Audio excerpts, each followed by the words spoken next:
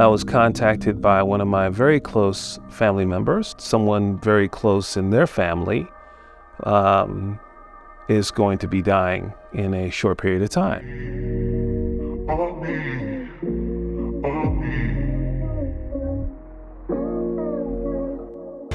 Death is not something that I know how to handle well, because fortunately, God has not made that a big part of my life. Most of the people in my life, after many, many years, I still have them in my life.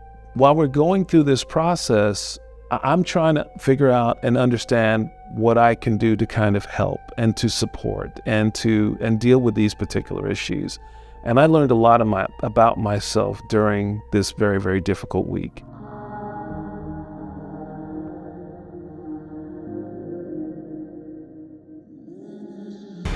And just the way I see the love between family members. Hey, it's okay. It's okay. I love the time I had with this man during the time he was here, but he's off to a better place and I'm going to see him again soon. And it's like, it became so real to me. While I've seen those things and and people always talk about it, I felt it. I could feel it in the room. And I look at my mom and my dad who were there, and just the emotion was just flowing, because while we were sad because of this transition, we were just so happy and proud that it was going in the way that it went.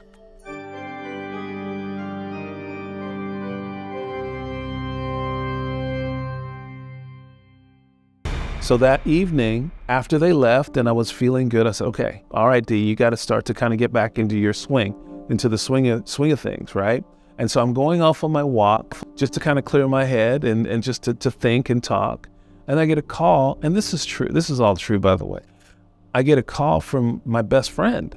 And my best friend calls me and he's like, hey, D, I've got some bad news. But I'm like, what? What now? What could possibly happen now? And he tells me that his wife just passed away. And I'm like, what? She passed away from brain cancer.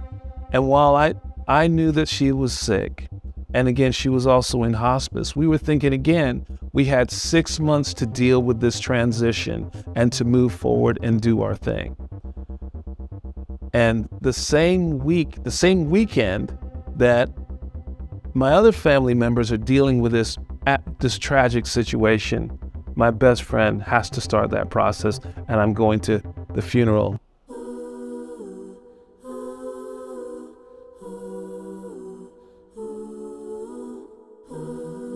So it's been a very difficult week in dealing with grief and death.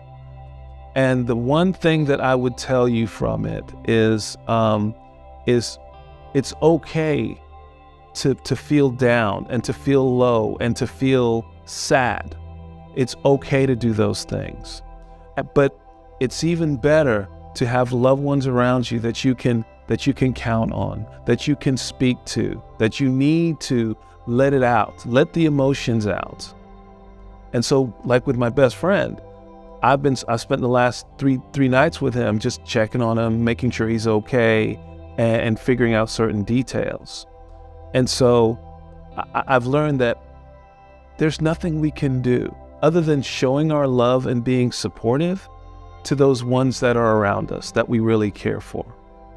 And we have to remember that death is just a part of life, and we all have to deal with it. And so the one thing I'm really proud about myself is now I have a better understanding of what to do when this happens, because it's going to happen in my life as well as yours. And we just have to be ready for it, deal with it in a healthy fashion, and just make sure we're being as communicative as to how we're feeling with other people, and understanding that life must go on.